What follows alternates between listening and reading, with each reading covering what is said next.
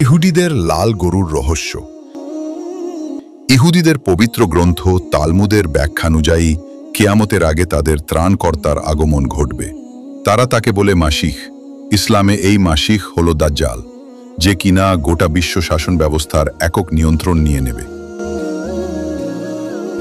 তাদের মাসিহের আবির্ভাবের তিনটি প্রধান শর্ত রয়েছে। ১. সারা বিশ্বের ইহুদিদের ইসরায়েলে জড়ো হতে হবে। ২. একটি ইহুদি রাষ্ট্র প্রতিষ্ঠা করতে হবে। ৩. সোলাইমানি মন্দির আগে যেখানে ছিল ঠিক সেখানেই সেই মন্দির তৈরি করতে হবে, যাকে তারা বলে থার্ড টেম্পল। প্রথম দুটি শর্ত পূরণ হয়েছে বলে বিশ্বাস করে ইহুদিরা। এখন বাকি আছে তৃতীয় শর্ত।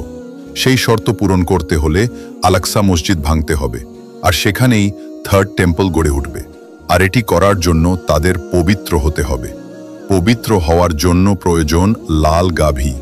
সেটিকে জবাই করে রক্ত ও আগুনে পুড়িয়ে ছাই করে সেই ছাই মেখে ইহুদি সম্প্রদায় পবিত্র হবে। বহু খোঁজাখুঁজির পর সেই আকাঙ্ক্ষিত লাল গাভীর সন্ধান তারা পেয়ে গেছে। এএফপির এক প্রতিবেদনে বলা হয়েছে, বনেহি ইসরায়েল নামের একটি ইহুদি সংগঠন গত বছর যুক্তরাষ্ট্র থেকে 5টি লাল গরু আমদানি করেছে। সংগঠনটির মুখপাত্র হাইম বারকোভিথস বলেছেন, আল-আকসা মসজিদের অদূরেই জাবাল উজ জৈতুন বা মাউন্ট অলিভ এলাকায় একটি খামারে গরুগুলোকে রাখা হয়েছে। সবচেয়ে উদ্বেগের বিষয় হল থার্ড টেম্পল করার জন্য পবিত্র মসজিদ আল-আকসা ভেঙে ফেলার পরিকল্পনা তাদের চূড়ান্ত। ইসরায়েলের কট্টর ইহুদিদের একাধিক গোষ্ঠী বহু বছর ধরে আল-আকসা মসজিদ ভেঙে সেই জায়গায় থার্ড টেম্পল নির্মাণের পরিকল্পনা নিয়ে এগোচ্ছে। সবচেয়ে বড় ও প্রভাবশালী যে সংগঠন এই কাজে দাঁড়িয়ে গেছে সেটির নাম টেম্পল ইনস্টিটিউট। থার্ড টেম্পল কি?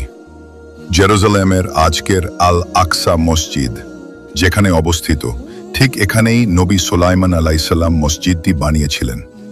নবী সুলাইমান আলাইসাল্লাম ইহুদিদের কাছে কিং সলোমন বলে পরিচিত।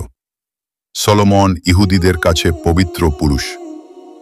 সুলাইমানের বানানো এই মসজিদ বা উপাসনালয়ই হল ইহুদিদের ফার্স্ট টেম্পল। 586 খ্রিস্টপূর্বাব্দে ইরাকের ব্যাবিলনের শাসক বখতে নাসর চালিয়ে এই ফার্স্ট টেম্পল গুড়িয়ে দিয়েছিলেন এবং সব বনি ইসরায়েল বা সব ইহুদিকে দাস হিসেবে বন্দী করে ইরাকে নিয়ে গিয়েছিলেন। এরপর পারস্য শাসকেরা বখতে নাসরের সাম্রাজ্যকে পরাজিত করে বনি ইসরায়েল তথা ইহুদিদের ইরাক থেকে মুক্ত করে আবার ফিলিস্তিনে নিয়ে আসেন। ধ্বংস করে ফেলা সোলাইমানের মসজিদ বা ফার্স্ট টেম্পলের ওপর 516 খ্রিস্টপূর্বাব্দে আবার আরেকটি উপাসনালয় নির্মাণ করার কাজ শুরু হয়। এটিকে বলা হয় সেকেন্ড টেম্পল।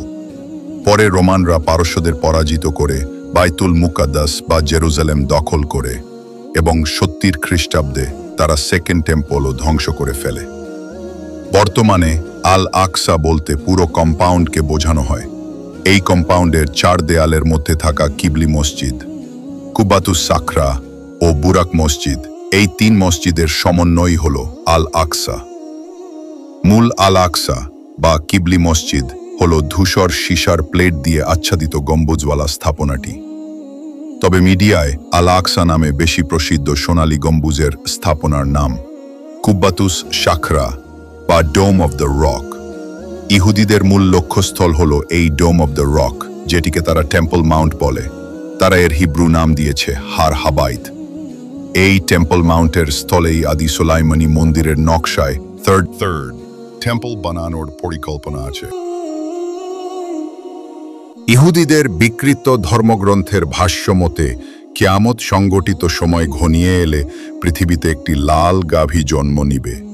সেই লাল গাভী জন্ম হওয়ার পর মাঝ বয়সে উপনীত হলে তারা সেটিকে আগুনে পুড়িয়ে ছাই করে সেই ছাই মেখে ইহুদি সম্প্রদায় পবিত্র হবে। এই ছাই মাখা ছাড়া ইহুদিরা পবিত্র হবে না। যদি ভিডিওটি ভালো লাগে আপনাদের, তাহলে একটা লাইক এবং সাবস্ক্রাইব করে দিবেন। আমাদের পাশে থেকে নতুন ভিডিও তৈরি করতে উৎসাহিত করবে।